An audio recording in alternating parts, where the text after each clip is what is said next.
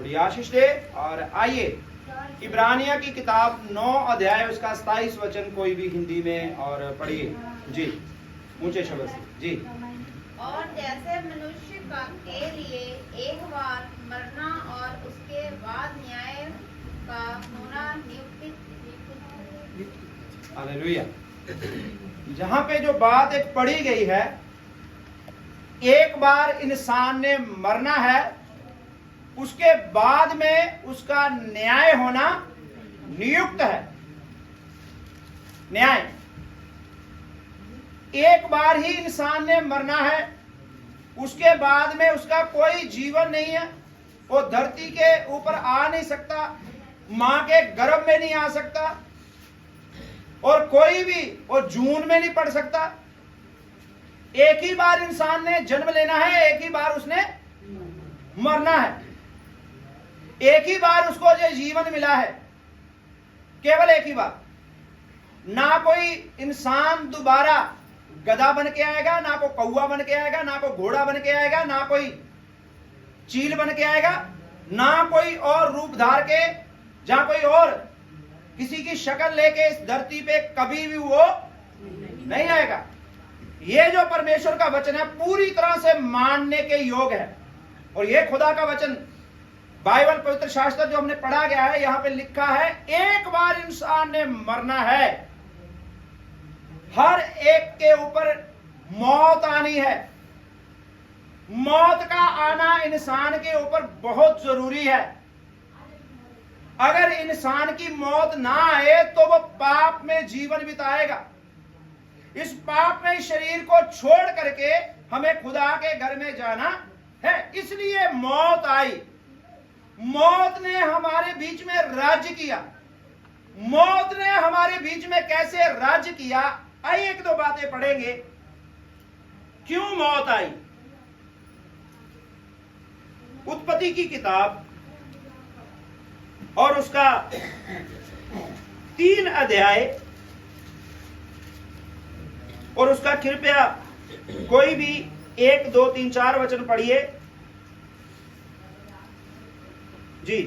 सब जंगली जानवरां नालों जिन्हां ਨੂੰ ਯਹੋਵਾ ਪਰਮੇਸ਼ਰ ਨੇ ਬਣਾਇਆ ਸੀ ਚਾਤਰ ਸੀ। हाँ, ਅਤੇ ਉਸਨੇ ਉਸ ਕੀਵੀ ਨੂੰ ਆਖਿਆ, ਭਲਾ ਪਰਮੇਸ਼ਰ ਨੇ ਸੱਚਮੁੱਚ ਆਖਿਆ ਹੈ ਕਿ ਬਾਗ ਦੇ ਕਿਸੇ वृक्ष तो तुसी ना खाओ। इसके साथ आप 2 का 17 में पढ़िए। इसके साथ आप 2 का 17। पर भले बुरे दी सियाण दे वृक्ष तो तू ना खाई, क्यों जो जिस दिन तू उस तो खावेगा जरूर मर जावेगा। जरूर मरेगा। हिंदी में जब पढ़ते हैं तो कैसे लिखा है? हिंदी में पढ़िए ऊंचे शब्द से जी। रंजीता पढ़। पर भले या बुरे के ज्ञान का जो वृक्ष है उसका फल तू कभी ना खाना, क्योंकि जिस दिन तू उसका फल खाएगा उसी दिन अवश्य मर जाएगा। जी, परमेश्वर ने एक आदमी को बनाया मिट्टी में से। खुदा ने जब ये धरती बनाई, बहुत सुंदर बनाई, और इस धरती को संभालने के लिए परमेश्वर ने एक मनुष्य की उत्पत्ति की। और वो कैसे बनाया गया?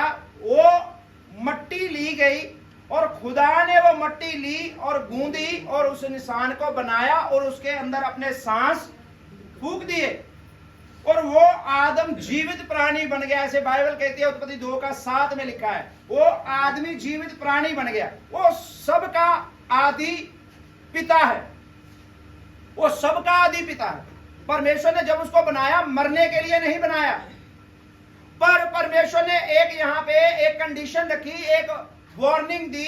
परमेश्वर ने कहा, ये जो वाटिका है, ये जो वृक्ष लगे हुए हैं, सब में से तू खाना, पर कभी भी ये जो भले और बुरे के ज्ञान का वृक्ष लगा हुआ है, इस फल से तू कभी भी ना खाना। और खुदा ने ऐसी वार्निंग दे करके उसको स्वयं इच्छा पे छोड़ दिया। किस इच्छा पे छोड़ दिया? आपकी खुद की इच्छा के ऊपर छोड़ दिया। तू खाएगा तो तेरी मौत हो जाएगी, तू नहीं खाएगा तो तू अनंत काल तक जिएगा। क्यों? क्योंकि पहले आदमी ने कभी पाप, उसके अंदर कोई भी ठगी चोरी, उसके अंदर कोई भी बेईमानी नहीं थी। उसके अंदर परमेश्वर का आत्मा था, उसके अंदर परमेश्वर का स्वभाव था। वो बिल्कुल परमेश्वर से कम बनाया गया और परमेश्वर के स्वभाव में रहने वाला एक मनुष्य बनाया गया। उसका नाम रखा गया आदम। हेलो, फल खाने के लिए परमेश्वर ने मना किया उसको, अगर तू खाएगा तो तेरी मृत्यु हो जाएगी। हमने अभी भी क्या वचन पढ़ा है, वो वचन में लिखा है एक बार इंसान का मरना, उसके बाद उसका न्याय होना। क्यों मरना इंसान ने, कहां से शुरू हुआ? ये बंदे ने अपनी पत्नी के पीछे लग करके, इस बंदे ने जब बरमाया, जिसका हमने वचन पढ़ा कि शैतान ने आ करके उसकी पत्नी को क्या किया? बरमाया। कहने लगा यहां पे कि क्या ये सच है कि तू ये फल खाएगी तो मर जाएगी? हेलो, तो ये बोल रही है हां ये सच है। केवल एक ही आदमी और एक ही औरत थी, कोई मौत नहीं होनी थी। दोनों के ऊपर परमेश्वर का अनुग्रह था, आशीष थी, और उन दोनों के द्वारा आगे सृष्टि बढ़नी थी, आगे सृष्टि चलनी थी। जो बच्चे भी होने थे कभी भी मरने नहीं थे। पर परमेश्वर ने कहा जिस दिन तू इसका भले और बुरे का फल खा लेगा तू जरूर। वो कैसी मौत थी? वो कैसी मौत थी? आत्मिक मौत। बाइबल में लिखा है रोमियो 3 और उसके जब अध्याय को पढ़ते हैं वहां पे लिखा है, एक बार परमेश्वर ने कहा जो महिमा का आत्मा है खुदा का, वो मनुष्य के ऊपर से क्या हो गया? सबने पाप किया और परमेश्वर की महिमा से वो क्या है? रहित है। कैसे हुआ? इस इंसान ने वो फल खाया। फल कैसा खा लिया? भला काम भी आज हम करना जानते हैं और बुरा भी। केवल ये परमेश्वर ही जानता था भला करना, और बोलिए सब, भला करना और ये परमेश्वर को ही पता था। जो मनुष्य बनाया गया ना उसको पता था बुरा क्या है, उसको बिल्कुल भी पता। उसको एक काम दिया गया, तू इस वाटिका में रहना, इस खेत में रहना, इसकी क्या करना? देखभाल करना। पर एक वार्निंग दी गई, कभी भी इस फल को, जब उसको शैतान भरमाने में आया, जो परमेश्वर का विरोधी है, तेरा और मेरा भी विरोधी है, वो भरमाने के लिए आया कि ये बंदा जब फल खाएगा, ये इंसान जब फल खाएगा, इसको मैं भरमाऊंगा तो क्या हो जाएगा? क्या हो जाएगा? उनके ऊपर मृत्यु आ जाएगी। और मृत्यु लेकर के परमेश्वर नहीं आया इंसान के ऊपर, मृत्यु लेकर के शैतान आया जो परमेश्वर का विरोधी है। इंसान के अंदर वो मौत लेके आया। बाइबल में दो बातें लिखी हुई है, एक स्वर्ग और एक नरक। इसके ऊपर जब मृत्यु आई, कैसे आई?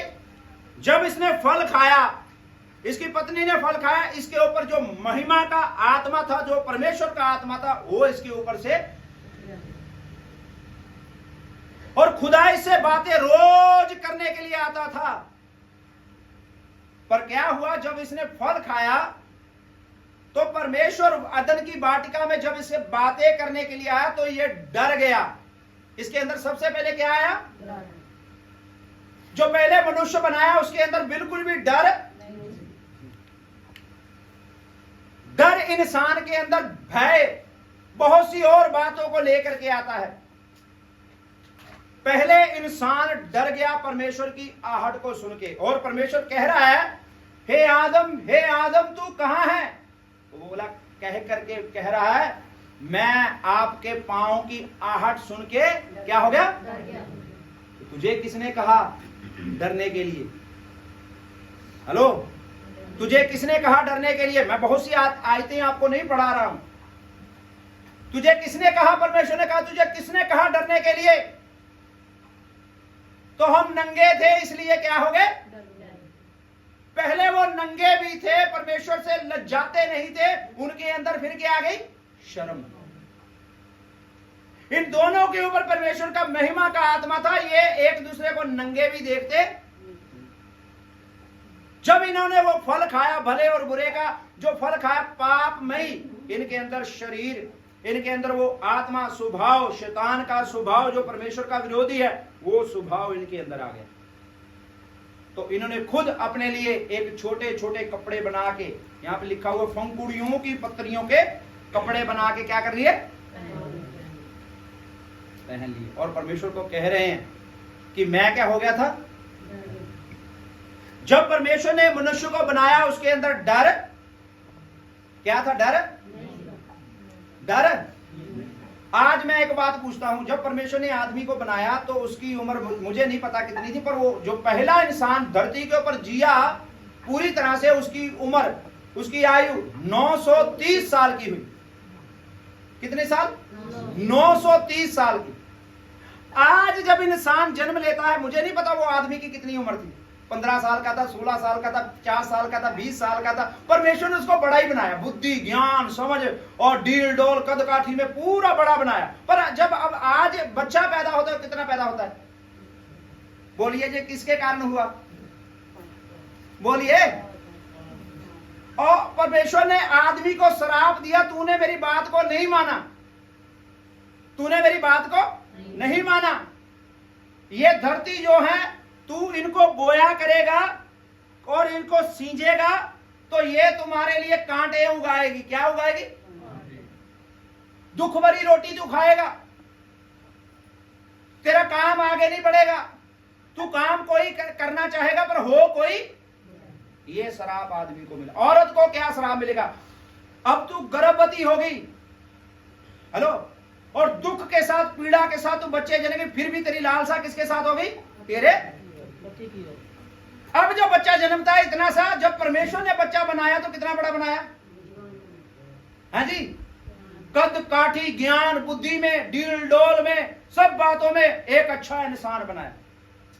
आज जब बच्चा पैदा होता मां के गर्भ में तो कितना सा पैदा होता? तब ऐसा नहीं था। तब परमेश्वर ने जब पहले मनुष्य को बनाया तो बड़ा मनुष्य बनाया, उसके अंदर पाप, उसके द्वारा मौत आई, और परमेश्वर ने इनको अदन की वाटिका से, वो खेत से, उस गांव से, हम थोड़ा अगर हम सोचे तो उस गांव से, उस खेत से, उस अदन की वाटिका से, वहां से क्या किया? उसको क्यों निकाल दिया वहां से दोनों को? क्यों? क्योंकि अगर वो आदमी ये जीवन का फल खा ले, परमेश्वर ने कहा था तो इन फलों से खाना, पर इस फल को मत खाना। जिस दिन तू खा लिया, अगर वो फल खा लेता तो हमेशा पाप में जीवन के साथ क्या रहना था आदमी, इसका कभी भी उद्धार होना। तो ये इनके ऊपर मौत आई। एक बार इंसान ने मरना है, नियुक्त किया गया है परमेश्वर की ओर से, हर एक इंसान ने मरना है। पहले आदमी की उम्र 930 साल की हुई। क्यों हुई 930 साल की? आज कितनी है? हाँ जी, हाँ जी, हाँ जी। ज़बूरों की किताब में लिखा है 70 नहीं तो ज्यादा, अगर प्राण है, अगर ज्यादा बलवंत है तो 80 साल, 70 से 80 साल। पर मैं समझता हूं आजकल तो नौजवान भी क्या हो रहे हैं? बोलो जी, बोलो जी, मर रहे हैं नौजवान भी। क्यों? क्योंकि पाप अंदर आ गया, पाप के कारण मौत आई, और मौत ने अपना राज्य किया मनुष्य के ऊपर। तभी वो बात को पढ़ा गया है, वहां पे लिखा है एक बार इंसान का मरना नियुक्त है, उसके बाद में दूसरा जन्म, कोई भी जन्म। एक बात बोलता हूं, जब हम प्रभु में नहीं थे तो हमारे जो दादाजी हैं, उनके बड़े भाई जब पूरे हुए तो हम में एक प्रथा है, मैं खुल के बोलूंगा क्योंकि आपको पता लग जाए। प्रथा है, जब वो मर जाते तो रात को आकर के घर में एक वो लेते तसला समझते ना सब लोग, कढ़ाइया लोहांडा, और वो तसला लेके थोड़ी सी राख डाल करके, जब मिट्टी डाल करके वो तसले को ऊपर बंद कर देते हैं। अगर हो सके तो पास में एक दिया भी जला देते हैं, और वो तसले के पास कोई भी जाता। हेलो, एक मिनट चुप करा लीजिए। हेलो, एक मिनट चुप करा लो बहन। वो लहांडे उस कढ़ाइये के पास, तसले के पास कोई नहीं जाता। मैं तब इतना नन्हा सा था, इतना छोटा सा था, मुझे नहीं पता था ये क्या कर रहे हैं। उसी दिन मेरे दादाजी के भाई को जिलाया। हम लोग जब शाम को घर में आए तो रोटी पानी खाया और एक दूसरे के घर में, उसी घर में सोते थे, सुख दुख बांटना। और रात में जब तसला वहां पे पड़ा हुआ देखा, मेरी समझ में नहीं आ रहा था ये तसला क्यों रखा हुआ है। आपको पता है किसी को तसला क्यों रखा है? मुझे आज पता लगा, वो आज इन बातों का पता लग रहा है, क्योंकि मेरे भी बाल चिट्टे आ गए हैं। मैंने बाइबल में से पढ़ा है। वो तसला पता क्यों रखा है? उसको देखते हैं ये मर गया तो ये कौन सी जून में पड़ेगा। अगर कुत्ते का पैर लग गया तो, हाँ जी, मैं नहीं मेरे बाबा को मानूंगा मेरे कुत्ते की जूनी में पड़ा है। तो यही फिर कुत्ते का पैर मसीह में होकर के मैं नहीं मानता। तब मानते थे, आज नहीं मानता मैं। बिल्ली पैर लगा गई तो बिल्ली की जून में, है जी। मछली आ गई तो मछली की जून में, गधा आ गया तो। कई लोग तो अपने बाप को क्या करते हैं फिर, उनका मन है ना, वो बोलते हैं आदमी ने मरना है, फिर ऐसी जून में पड़ जाना, पाप करना तो ऐसी जून में पड़ जाना, ऐसी जून में पड़ जाना। फिर वो अपने ही बाप को क्या करते हैं, गधे को। अगर तुम ऐसी बात में पड़े हो तो गधे को मारना छोड़ दो। है जी, सुन रहे हो आप भी मीडिया वालों? गधे को मारना छोड़ दो, घोड़े को मारना छोड़ दो, कहीं चाचा ताया मामा फूफा ना हो। हेलो, समझ रहे मेरी बात को? हाँ जी, मारना छोड़ दो अगर इस स्वभाव में पड़े हो, इस चक्कर में पड़े हो। हम जो अपने हाथ में प्रभु का वचन लिए हुए हैं परमेश्वर का, वहां पे लिखा हुआ है एक बार इंसान का मरना, उसके बाद कोई भी जीवन नहीं आगे। Hallelujah, hallelujah. और कुछ लोग तो ऐसे भी कहते हैं, जब मैं तो अपने घर की बात करूंगा, समझ आपको लगेगी। हमारे घर में कोई ऐसे रिश्तेदार मर गया तो जब उसको हरिद्वार लेके जाते हैं, कहां जी, जब हम प्रभु में नहीं थे तब की बात बोल रहा हूं, अब नहीं, तो हरिद्वार लेके जाते हैं तो 3 बंदे जाएं तो चौथी टिकट भी साथ में लेते हैं। कौन सी? किसकी? जो मर गया। और चौथी टिकट उसकी साथ में लेकर के जहां कहीं रुकेंगे, एक थाली उसके लिए भी लेंगे, प्लेट खाने की। उसको बोलेंगे आ भाई हमारे साथ, आ भाई यहां पे बैठ। फिर उसकी अस्थियां लेते हैं, आ भाई तुझे, ऐसे बोलते हैं कि नहीं? ऐसे नहीं बोलते, हाँ जी। मैंने तो कभी ऐसा किया नहीं। क्या बोलते हैं जी? यहीं पे रहना, कभी आना। तो फिर मैं उन लोगों से पूछता हूं, कभी कभी उनको मिलता हूं, मैं दुआ करने के लिए जाता हूं, मेरे मामा जी वापस आ गए, मेरे ऊपर क्या कर रहे हैं? बोलिए क्या कर रहे हैं? क्या कर रहे हैं जी? दबा डाल रहे हैं। जब उसको तूने खाना दे दिया, श्राद्ध कर दिया, अच्छी जगह पे भी छोड़ के आ गया, फिर वो वापस कैसे आ गया?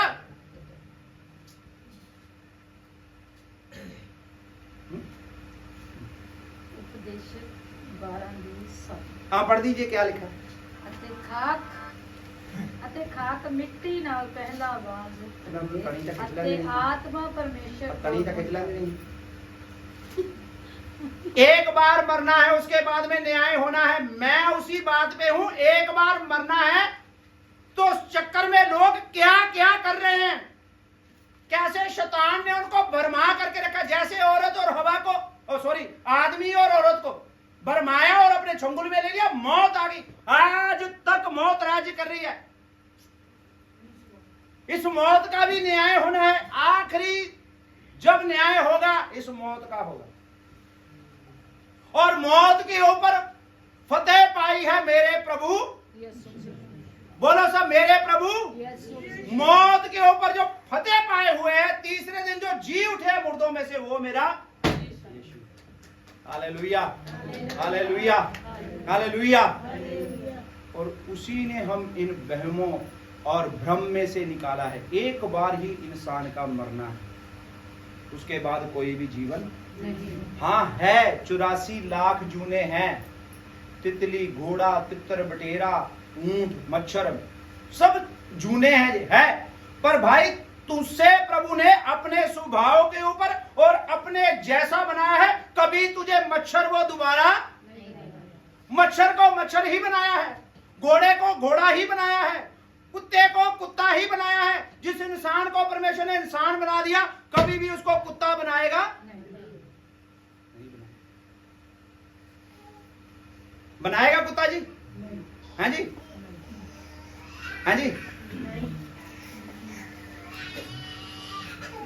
अब पढ़िए उस वचन को एक को।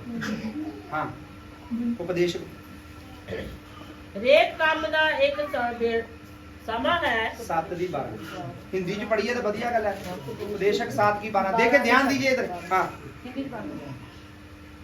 हेलो, ध्यान दीजिए। हाँ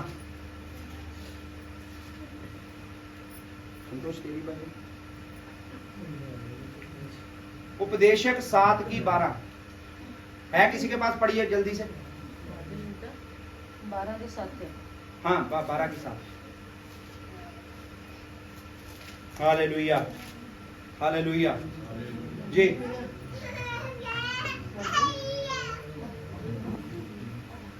रंजीता मिला नहीं?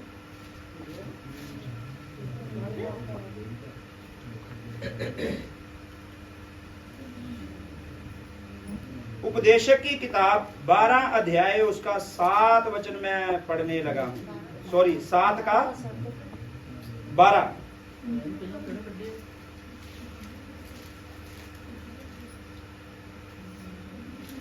जी, यहां पे लिखा है मिट्टी ज्यों की त्यों मिट्टी में मिल जाएगी, और आत्मा परमेश्वर के पास जिसने उसे दिया है लौट। देखो मेरी बात नहीं है, मेरी बात नहीं है। एक बार मरना है, आत्मा जिस परमेश्वर ने दिया उसके पास लौट। उसके बाद परमेश्वर उसको न्याय के दिन तक क्या रखेगा? क्या रखेगा जी? मैं एक अच्छी थोड़ा समझने के लिए एक बात बोलने लगा। कभी कोई क्राइम करता हुआ पकड़ा जाए तो पुलिस क्या करती है? उसको क्या करती है जी? न्याय वाले दिन तक उसको क्या करती है? कस्टडी में रखती है। फौजी साहब को ज्यादा पता होगा, कस्टडी में। और कस्टडी भी ऐसी होगी कभी उसको बाहर निकलने। तो परमेश्वर के पास जब उसने आत्मा दिया है तो अपनी कस्टडी में जब रख लिया तो वहां से निकल सकता है कोई? बोलो जी, बोलो। इसके अंदर सबूत है, कभी भी वहां से परमेश्वर के घर से उसका आत्मा मनुष्य का वापस आ नहीं सकता।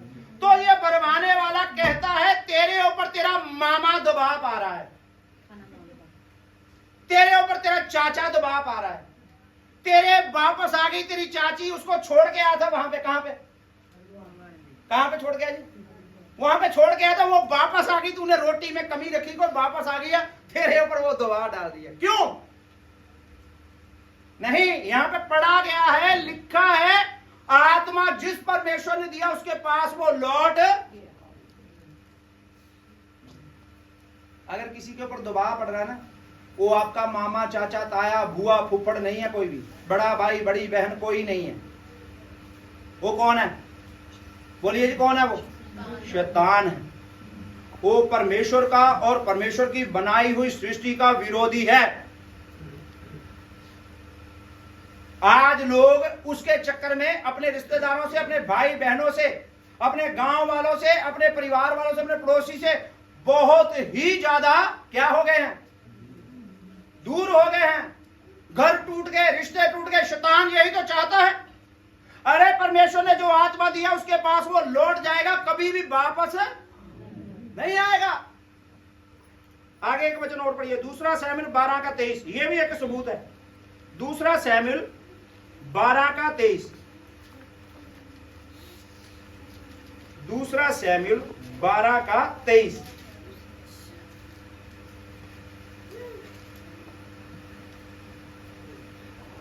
परंतु अब वह मर गया, हाँ, फिर मैं उपवास क्यों करूं? ये कौन सा वचन है जी? 12 का 23। हाँ हाँ परंतु वह अब मर गया। तो मैं उपवास आगे आगे पढ़िए आगे। करूं, क्या मैं उसे लौटा ला ये दाऊद अपने बच्चे के लिए बोल रहा है, मैंने पहले उपवास रखा। किसके लिए? अपने बच्चे के लिए। वो बीमार है, उपवास रखा, प्रार्थना की, गिड़गिड़ाया, रोया। मैंने अपने बच्चे के लिए प्रार्थना की, 10 दिन उपवास रखा। पढ़िए उस वचन को ऐसे। मैं तो उसके पास जाऊंगा, हाँ, परंतु वह मेरे पास लौट कर नहीं देखो आएगा। परमेश्वर का वचन इसमें से बोल रहा है, मैं उसके पास जाऊंगा पर वो मेरे पास। नहीं आएगा। ये सबूत है, वो तेरे पास कभी भी लौट करके, वो शैतान है जो लौट करके लेके आता है तेरी बुआ फुप्पड़ को, नाने चाचे ताए को। वो शैतान है, वो कभी भी वापस, चाहे वो जवान मर जाए, चाहे वो बूढ़ा मर जाए, चाहे वो विधवा मर जाए, चाहे वो कैसे भी मर जाए, वो वापस आ। ये प्रभु का वचन कह रहा है। एक बार मरना, उसके बाद उसका क्या होना? अगर आपके अंदर कहीं भी शक है ना, वहम, आज इस वचन के द्वारा प्रभु यीशु मसीह आपके अंदर से ये शक और वहम का आत्मा निकाल दे। अगर आपने श्राद्ध किया है तो भी ठीक है, अगर नहीं भी किया तो भी कोई भी बात नहीं है, क्योंकि तेरी रोटी तेरा ही पेट भरेगी। तेरी रोटी यहां पे खाई हुई उसके पास पहुंच। बोलिए, आत्मा को शरीर होता है, आत्मा को भूख लगती है, तो तेरी रोटी खाई हुई वहां पे कैसे पहुंचेगी भाई? बोलिए, जब किसी के अंदर साया आता है वो रोटी खाता है? जब किसी के अंदर साया आता है तो रोटी खाता है? वो साया खाता है या शरीर खाता है? परमेश्वर ने आपको शरीर दिया है, परमेश्वर ने आपको प्राण दिया है, परमेश्वर ने आपको आत्मा दिया है। वो कह रहा है उसका वचन, एक बार क्या है? नियुक्त है मरना, और उसके बाद न्याय का होना। Hallelujah, hallelujah. मैं मरने के ऊपर था। अभी दूसरी बात मैं बोलने लगा हूं, मौत के ऊपर हमारे प्रभु यीशु मसीह ने जय पाई। हमारे प्रभु यीशु मसीह ने मौत को हराया। हमारे प्रभु यीशु मसीह ने मौत को जीत करके हमें एक अनंत काल का जीवन दिया। अगर कोई यीशु के ऊपर विश्वास करेगा सो बचाया जाएगा। एक बात को पढ़ते हैं, कुलसियों की किताब, कुलसियों की किताब, उसका 2 अध्याय और उसका 13 वचन कोई भी पढ़िए, 14 और 15। देखे वहां पे क्या लिखा है। और विधियों का वह लेख जो हमारे नाम पर और हमारे विरोध में था मिटा डाला, और उसे क्रूस पर कीलों से जड़कर सामने से हटा दिया है। और उसने प्रधानताओं और अधिकारियों को ऊपर से उतार कर उनका खुल्लम खुल्ला तमाशा बनाया, और क्रूस के द्वारा उन पर जय जयकार की ध्वनि सुनाई। Hallelujah, hallelujah. प्रभु यीशु मसीह ने खुद अपनी जान दे करके क्या किया? हमें एक जीवन देने के लिए परमेश्वर का पुत्र यीशु मसीह इस धरती के ऊपर आया। क्यों? मनुष्य का रूप क्यों धारण किया? क्योंकि मनुष्य के ऊपर जो सजा आई, जो मौत आई, उसको यहाँ पे आके कुआरी के पेट से जन्म लेकर के क्रूस के ऊपर मरना उसको नियुक्त था। हालेलुया। और उसके मरने के द्वारा, उसके गाड़े जाने के द्वारा, उसके तीसरे दिन जी उठने के द्वारा जो राज्य किया मौत ने, परमेश्वर यीशु मसीह ने उस मौत को क्या किया? जीत। Hallelujah, hallelujah. अगर कोई यीशु के ऊपर विश्वास करेगा और वो दूसरी मौत से क्या होगा? क्या होगा जी? क्या होगा? वो बचाया जाएगा। अभी अभी बहन ने वचन पढ़ा, यहां पे खड़े हो गए। अतः जो मसीह यीशु में है उनके ऊपर दंड की आज्ञा, यहीं पे वचन पढ़ा गया है। अतः जो मसीह यीशु में है उनके ऊपर दंड की आज्ञा। एक ये शरीर का मरना नियुक्त है, इसने मरना ही मरना है। एक और मौत है, वो आत्मा की, वो नरक में है। उस नरक की मौत से, सदा की मौत से बचाने के लिए यीशु ने क्रूस के ऊपर जान दी, और तीसरे दिन वो मुर्दों में से जी उठे। अगर कोई यीशु के ऊपर विश्वास करेगा, हालेलुया, वो अनंत काल का जीवन पाएगा, हमेशा की जिंदगी पाएगा, वो स्वर्ग में जाएगा। Praise the lord, hallelujah. इसीलिए परमेश्वर का पुत्र प्रभु यीशु मसीह धरती के ऊपर आया, ताकि हमारा न्याय ना हो। आज पिछले दिनों में एक शहर में, एक स्टेट में, एक देश में बहुत बड़ा भूकंप आया। क्या है जी? कुछ शायद मीडिया में सुनते होंगे खबरें वगैरह। कितना तीव्रता से, शायद 7 का 8 तीव्रता से वो भूकंप आया और बिल्डिंगें हिल गई, लोग मर गए, कितने लोगों के घर तबाह हो गए। हेलो, परमेश्वर का न्याय नजदीक आ रहा है। अभी समय है मैं अपने पापों की क्षमा पाऊं, हालेलुया।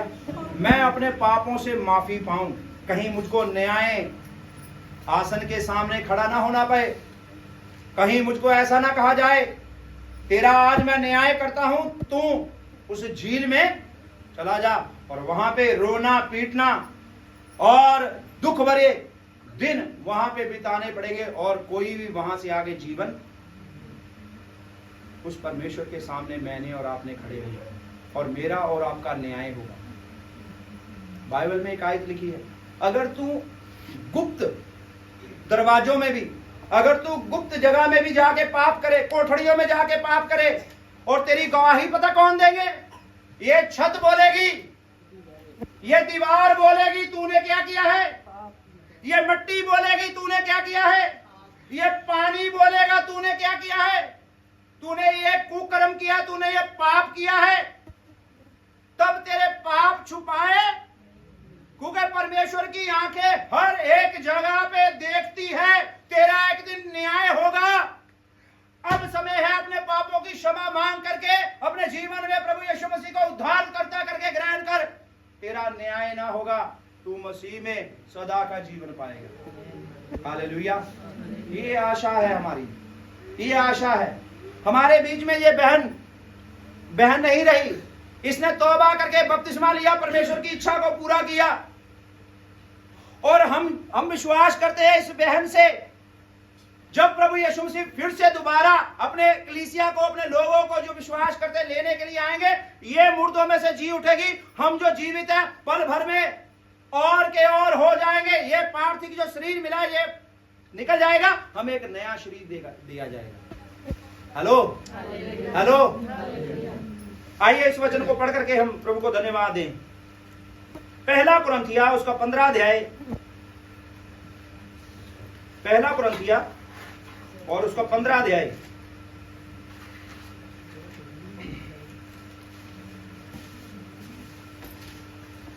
हे भाइयों, 50 वचन, पहला कुरिन्थिया 15 अध्याय उसका 50 वचन। हे भाइयों, मैं ये कहता हूं कि मांस और लहू परमेश्वर के राज्य के अधिकारी नहीं होंगे। कोई भी जीवित स्वर्ग में जाएगा या नरक में जाएगा, ये शरीर लेकर के कभी भी वो परमेश्वर के घर में जाएगा। 2 इंसान गए बाइबल में, कौन कौन? एक एलिया और एक हनोक। बाइबल ये बयान करती है, एक एलिया और एक, वो भी नीचे आकर के मरेंगे, फिर से वो प्रभु के घर में सदा के लिए। क्योंकि यहां पे लिखी हुई जो बात है, हे भाइयों, मैं ये कहता हूं कि मांस और लहू परमेश्वर के राज्य के अधिकारी नहीं हो सकते। कोई भी मांस हड्डी लहू परमेश्वर के घर में जा नहीं सकता। ना नाशवान अविनाशी का अधिकारी हो सकता है। देखो, मैं तुमसे भेद की बात कहता हूं, हम सब नहीं सोएंगे, परंतु सब बदल जाएंगे। क्या होंगे? क्या होंगे जी? जो मसीह में होके मरते हैं वो मरते नहीं है, क्या होते हैं? वो सो जाते हैं। हालेलुया। जब प्रभु यीशु मसीह धरती के ऊपर आएंगे, जियालाल जी, जब प्रभु यीशु मसीह आएंगे तो हम जो हैं यहाँ पे, हम पल भर में जब तुरी फूकी जाएगी तो हम बदल जाएंगे, और जो मुर्दे हैं मसीह में होकर के मर गए, वो मुर्दों में से जी उठेंगे। हालेलुया। आज अगर हमारे पास घर, धन, दौलत, अगर हमारे पास कुछ भी नहीं है, तो एक आशा है आपके पास। वो क्या है? आप मुर्दों में से जी, आप मुर्दों में से जी। अगर किसी का जीवन समाप्त हो जाता है, अगर कोई बीमार पड़ जाता है तो उसको हौसला नहीं दे पाते, क्या बोलते हैं पता जा करके, क्या बोलते हैं पता जा करके उसको, आज लोग क्या बोलते हैं उसको जा करके, बस पैसे भी खराब हो गए। हाँ जी, इतने पैसे लगाए, घर भी बेच दिया, जमीन भी बेची, फिर भी नहीं बचा, आगे क्या होगा, आगे कुछ भी पता, आगे कुछ भी पता। हमें ये बाइबल आगे का भी बताती है, पीछे का भी बताती है, आज का भी बताती है। आपके पास एक आशा है, आप अगर मर भी जाएंगे तो मुर्दों में से, ये आपकी आशा है। हालेलुया, ये आपकी आशा न टूटने पाए। Praise the lord, hallelujah. प्रभु यीशु मसीह फिर से दोबारा जल्द आ रहे हैं। आइए, अगर आप अपने जीवन को प्रभु को देना चाहते हैं, हालेलुया, प्रभु को अपना उद्धारकर्ता मान के चलना चाहते हैं, अपने पापों की क्षमा चाहते हैं, तो अपना हाथ उठा दीजिए, अपना हाथ उठाइए। मैं आपके लिए प्रार्थना करूंगा, मैं आपके लिए प्रार्थना करूंगा। अगर आप प्रभु को अपना जीवन देना चाहते हैं, प्रभु यीशु मसीह कोई धर्म बदलने नहीं आया, प्रभु यीशु मसीह कोई ऐसी बड़ी आशीषें देने के लिए नहीं आया। प्रभु यीशु मसीह आपको अनंत काल का जीवन देने के लिए आया है। जो मृत्यु ने राज किया, जो न्याय का होना नियुक्त था, उस न्याय को और मृत्यु को तोड़ करके प्रभु यीशु मसीह हमें जीवन देने के लिए आए हैं। Hallelujah, hallelujah. जितने हाथ उठे हैं प्रभु का धन्यवाद करते हैं। आइए दुआ करें। हालेलुया। अपनी आंखें बंद करिए। स्वर्गीय पिता परमेश्वर, धन्यवाद करते हैं प्रभु जी आपके पवित्र वचन के लिए, शुक्र करते हैं, तारीफ करते हैं प्रभु जी। बड़ी बरकत दे, आशीष दे, कृपा कर। और खुदा, शैतान ने जो बुद्धि बंद कर रखी है, झगड़ करके रखी है, वो बुद्धि को खोल दीजिए। हम इनके दुआ करते हैं प्रभु, वो समझ को खोल दे, ताकि आपका प्रिय पुत्र यीशु मसीह उनके ऊपर प्रकाशमान हो जाए, वो उद्धार पाए, अपने पापों की क्षमा पाए और बपतिस्मा ले, लगातार संगति करे, पाक रूह का दान वरदान पाए, दूसरों को गवाही दे। यीशु मसीह जल्द आ रहा है और हम भी मुर्दों में से जी उठेंगे, प्रभु के घर में सदा प्रभु के साथ रहेंगे। प्रभु ऐसी आशा सबके अंदर दे प्रभु जी, और सबकी बुद्धि को खोल दे, कृपा कर प्रभु जी। इस बेड़े में रहने वाले सबके ऊपर दया कर, बरकत दे, आशीष दे। धन्यवाद करते हैं प्रभु जी इस वचन के लिए, शुक्र करते हैं आपके प्रिय पुत्र यीशु ने हमें जीवन दे दिया है। अतः जो मसीह यीशु में है उनके ऊपर दंड की आज्ञा नहीं है। धन्यवाद करते हैं प्रभु जी, बड़ी कृपा करिए भाई जियालाल, उसकी प्रभु जी बेटे को और उसके जवाई को, उसके बेटे को और उसके परिवार को, सबको आपके हाथों में सौंपते हैं प्रभु जी। आपकी सच्ची शांति, आपकी सच्ची तसल्ली को मांगते हैं। आप ही प्रभु जी सब कुछ पूरा करके देने वाले परमेश्वर हैं। अब बड़ी कृपा करिए, संभाल करके रखिए और दया करिए। धन्यवाद करते हैं जितने भाई बहन यहाँ पे बैठे हैं, आए हैं, उनके लिए भी धन्यवाद करते हैं प्रभु जी। सबके ऊपर दया करिए प्रभु जी। शुक्र करते हैं प्रभु जी, हमारी जो तसल्ली शांति दी कुछ समय के लिए है, पर आपकी जो शांति दी है वो सदा सदा काल की है। खुदावंद कृपा कर, बरकत दे, आगे बढ़ने में मदद कर। आगे के सारे समय को आपके हाथों में सौंप देते हैं। ये विनती दुआ को प्रभु यीशु मसीह के नाम से मांगते हैं, आमीन, आमीन। अब हमारे परमेश्वर प्रभु यीशु मसीह का फजल, पिता परमेश्वर का प्रेम और पवित्र आत्मा के साथ सहभागिता, प्रभु यीशु मसीह के दोबारा बादलों पे आने तक और भाई जियालाल उसके परिवार के साथ खुदावंद यीशु मसीह के दोबारा आने तक प्रभु ऐसे ही बढ़ने दे, चलने दे, होने दे। आमीन, आमीन। बरकत दे, आशीष दे, सबको जय मसीह। प्रभु आशीष दे, बरकत दे।